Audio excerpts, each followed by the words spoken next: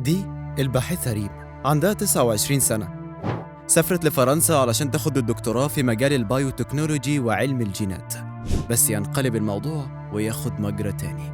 يبقى بدل ما ترجع وهي دكتورة في المجال ومحققة حلمها، ترجع جثمان في صندوق مقفول ومدفون معاها سر وفاتها. هل حياتها كانت بتهدد جهات معينة لدرجة إنهم اضطروا يتخلصوا منها؟ ولا الموضوع له علاقة بضغط نفسي أو حتى عنصرية؟ وليه كل حاجة حوالين وفاتها محاطة بالغموض؟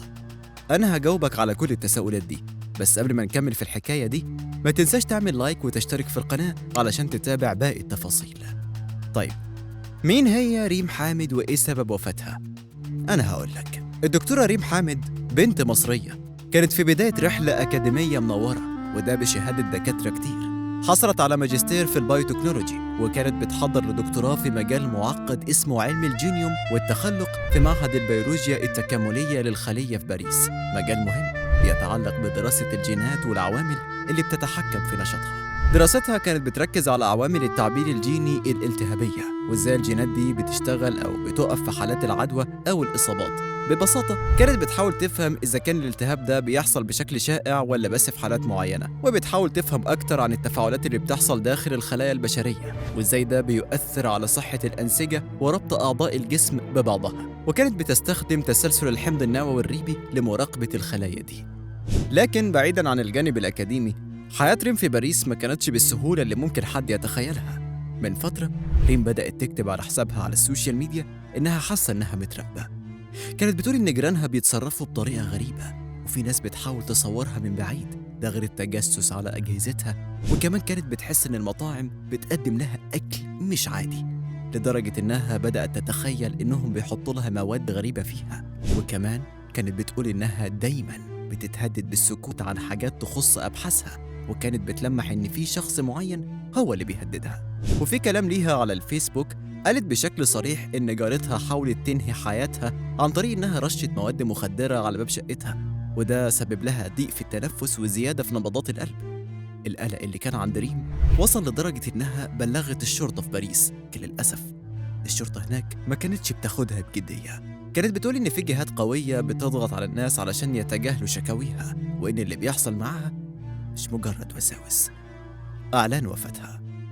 البعض شاف إن اللي كانت بتكتبه ريم عبارة عن أعراض هلاوس أو وسواس قهري، وإنها كانت تحت ضغط نفسي شديد جدا بسبب وجودها في بلد غريبة وبعيدة عن أهلها، وبالذات إن العنصرية ضد العرب في فرنسا أشهر من النار على العلم، وحاجة مش جديدة. هي مش فرنسا بس، هي أوروبا كلها تقريبا مش بتحب العرب. لكن في نفس الوقت مفيش دليل قوي ينفي احتمال إنها كانت فعلا متراقبة أو مهددة من جهة معينة، سواء بسبب أصولها العربية بقى أو بسبب أبحاثها اللي كانت شغالة عليها. اللي زود الغموض أكتر إن كل البوستات اللي كانت ريم بتكتبها عن مراقبتها والتهديدات اللي بتتعرض ليها اختفت فجأة من على صفحتها.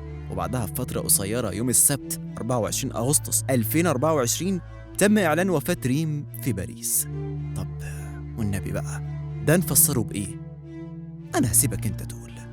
لحد دلوقتي مفيش أي تصريح رسمي عن سبب الوفاة، والتحقيقات لسه مستمرة. الشرطة الفرنسية بتقول إن مفيش دليل على إنها كانت جريمة أو اغتيال، لكن في نفس الوقت مفيش حاجة واضحة. وعلى الجانب المصري بدأت القاهرة تتحرك في الموضوع، والسفارة المصرية في باريس شغالة مع السلطات الفرنسية علشان تعرف سبب وفاة ريم وتكشف الحقيقة ورا اللي اتعرضت له من مضايقات وتهديدات. كمان وزارة الخارجية أعلنت إنها بتتابع الموضوع بشكل دقيق، وقالت في بيان رسمي إن القنصلية العامة في باريس على طول تواصلت مع السلطات الفرنسية أول ما وصل لها خبر وفاة ريم، وطلبت منهم تفاصيل التحقيقات في أسرع وقت. والوزير بدر عبد العاطي أول ما عرف باللي حصل وجه بمتابعة التحقيقات خطوة بخطوة مع السلطات الفرنسية، وأكد على ضرورة إنهم يبعتوا لنا تقرير مفصل يوضح سبب الوفاة. ده غير إنه كمان أمر بإنهاء كل الإجراءات المطلوبة بسرعة علشان يطلعوا شهادة الوفاة ويرجعوا جثمانها لمصر أول ما التحقيقات تخلص. وكان نادر حامد شقيق ريم كتب على حسابه على السوشيال ميديا: